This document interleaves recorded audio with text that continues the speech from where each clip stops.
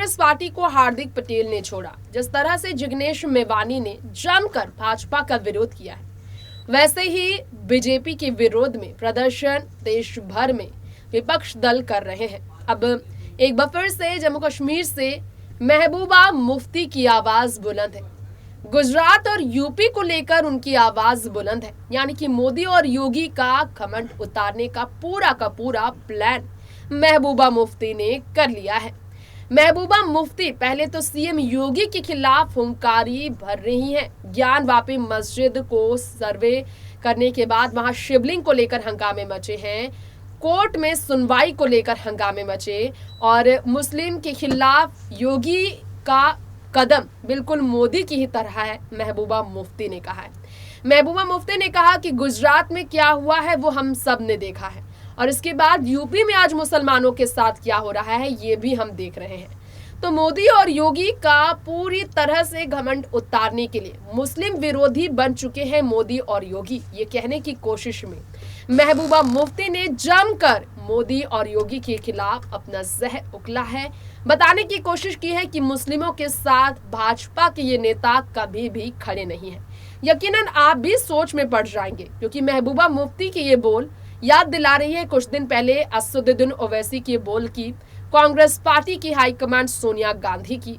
महबूबा मुफ्ती की आवाज गुजरात विधानसभा चुनाव से ठीक पहले, हिमाचल विधानसभा चुनाव से ठीक पहले और अगले साल राजस्थान से लेकर मध्य प्रदेश में होने जा रहे हैं, महाराष्ट्र में होने जा रहे हैं विधानसभा चुनाव से ठीक पहले इशारे करते हैं कि महबूबा मुफ्ती मोदी और योगी दोनों के खिलाफ, दोनों पर बरसी है जहर उगलती हुई। महबूबा मुफ्ती ने ऐसा क्या कहा है, ये जानने के लिए हम चाहेंगे कि आप ये स्पेशल रिपोर्ट देखें। इंटरव्यू में महबूबा ने क्या कहा है और इस पर आप हमें राय भी भेजते रहें।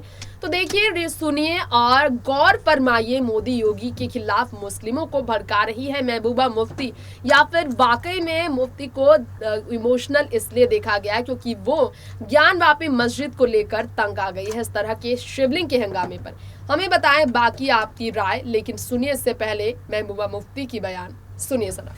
देखिए, दिन ब दिन जो बीजेपी का एक सिनिस्टर डिजाइन, जम्मू कश्मीर की जो 370 खुसूसी पोजीशन खत्म करने का मकसद अब सामने नजर आ रहा है, जिसका ये जो लोग पिछले 5 साल से, चाहे वो रहबर ज़राअत, रहबर जंगलात या रहबर खेल या इवन NYC वाले तो उससे भी ज़्यादा टाइम से काम कर रहे थे, तो उनको इस तरह से इस वक्त नौकरियों से निकाल के इसको SSRB को रिकमेंड करना, ये उस बात की तरफ इशारा करता है जो हम बार बार कहते हैं कि अभी तक जो पहले हमारा PRC होता था कि सिर्फ यहाँ जम्मू कश्मीर के लोग ही अप्लाई कर सकते थे, अब इसको दोबारा रेफर करने का मकसद ये है कि पूरे मुल्क से जो है, जो नॉन लोकल्स हैं वो अप्लाई करेंगे और जो हमारे अपने बच्चे हैं या बच्चियां हैं वो बेरोजगार से महरूम हो जाएंगे। ये हमें पता है, ये रोजगार से महरूम हो जाएंगे, इसमें कोई शक नहीं है।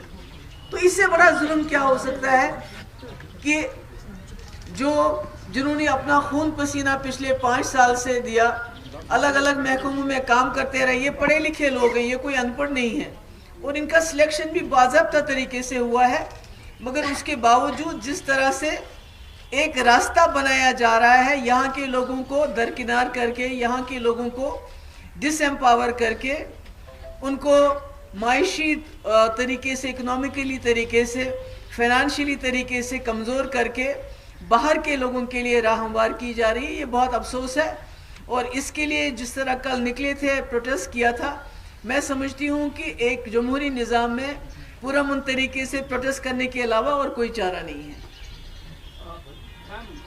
मदरसों को लेकर हिमंता बिस्वा शर्मा ने कहा है कि जो मदरसे हैं उनको बंद कर देना चाहिए और ऐसे कोई मदरसों की इंडिया में ज़रूरत नहीं है और जो सारे मुसलमान जो इंडिया में हैं वो एक्चुअली हिंदू थे, तो ऐसी साइंस की एजुकेशन देनी चाहिए और मदरसा जो वर्ड है वो उसको भी इस्तेमाल नहीं करना। देखिए, कोई नई बात नहीं है, इनकी शाखाएं चल रही हैं जहाँ पर ये तलवार और तीर और पता नहीं क्या क्या लोगों को ट्रेनिंग दे रहे हैं। तो इनका जो मकसद है, मुद्दा है, वो इस वक्त कंपटीशन चल रहा है कि हमें गुजरात मॉडल हिंदुस्तान को बनाना है, हमें उत्तर प्रदेश मॉडल बनाना है, या जो आसाम के जो चीफ मिनिस्टर है वो उनसे भी 2 कदम आगे जाना चाहते हैं। तो हमारे सामने मिसाल है कि गुजरात में क्या हुआ, हमारे सामने मिसाल है कि यूपी में क्या हो रहा है इस वक्त मुसलमानों के साथ, और एमपी में क्या हो रहा है। कल आपने देखा कि एक हमारा हिंदू भाई, उसको पीट पीट के मारा गया, ये सोच के कि ये शायद मुसलमान है।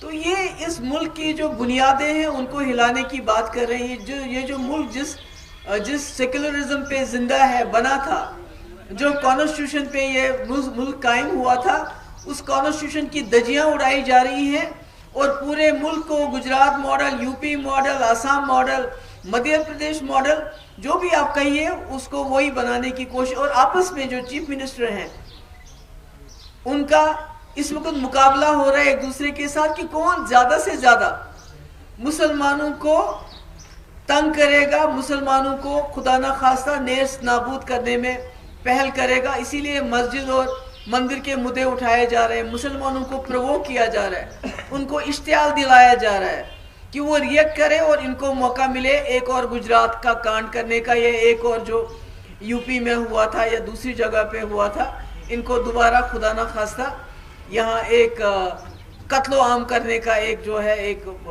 अनफॉर्चुनेटली ये नहीं कहना चाहिए, मगर 47 से पहले जो हालात हमारे मुल्क में हुए थे जिसमें हिंदू मुसलमान को अंग्रेजों ने लड़ाया था, आज अंग्रेजों का काम बीजेपी के लोग कर रहे हैं, इनके चीफ मिनिस्टर कर रहे हैं, इनके मिनिस्टर कर रहे हैं। और अफसोस की बात यह है कि जो हमारे प्राइम मिनिस्टर हैं, जो पूरे मुल्क के प्राइम मिनिस्टर हैं, जो हिंदुओं के प्राइम मिनिस्टर हैं, मुसलमानों के हैं, सिखों के हैं, वो बिल्कुल खामोश तमाशा देख रहे हैं।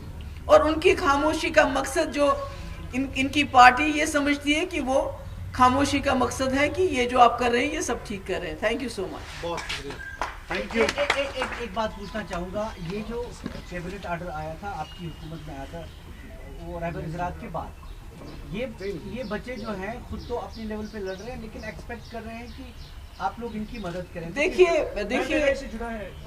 देखिए ये जो आप जो है ये मुफ्ती साहब ने शुरू किया था रहबर तालीम, उसके बाद रहबर ज़राअत और रहबर खेल वगैरह वगैरह, ये हमने, क्योंकि उस वक्त जो नौकरियों पे, आम नौकरियों पे पाबंदी लगी थी पूरे मुल्क के अंदर, तो बेरोजगारी बहुत थी, तो इसका एक रास्ता निकाला गया था। अब ये लोग जुलाई में रेगुलर होने वाले थे, जुलाई से पहले इनको निकाला गया और आज वो सड़कों पे आ गए हैं। मैं समझती हूँ हमें किसानों से सबक लेना चाहिए, मगर हमारे यहाँ दिक्कत ये है कि घर से बाहर नहीं आने देते। आपने देखा मैंने कितनी बार कोशिश की, चाहे कहीं हमारा पंडित भाई पे हमला हुआ, चाहे हमारा कोई मुसलमान जो है क्रॉस फायर में मारा गया, या कहीं और कोई हादसा हुआ, तो मुझे तो 2 मिनट के अंदर हाउस अरेस्ट रखा जाता है। मैं तो चाहूँगी, अगर आप देखेंगे बाहर कितनी फौज लगी है, इनको डर है कि कहीं ये बाहर ना आ जाए। तो ऐसे में फिर भी मैं कोशिश करूँगी जितना मुझसे हो सकता है कि इनके प्रोटेस्ट में हम पूरा तरीके से शामिल होने की कोशिश करेंगे। Thank you so much. कैसे प्रेसिडेंसी नहीं है गवर्नमेंट में कि वो कर सकते हैं, मतलब क्या इलेक्टेड गवर्नमेंट नहीं है, क्या ये तो हो गई आजकल। मुझे ये बताइए, पूरा, मैंने पहले भी कहा कि पूरा मुल्क जो है, इसको क्या हो गया,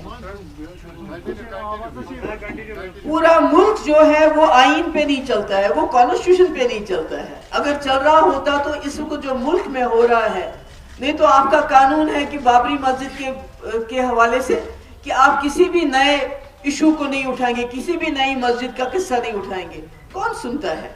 अभी कोर्ट के ऑर्डर्स आए जहांगीरपुरी में कि आप डिमोलिशन बंद करो, किसने सुना? तो क्या कोर्ट सो मोटो नोटिस ले रही है इन चीजों का?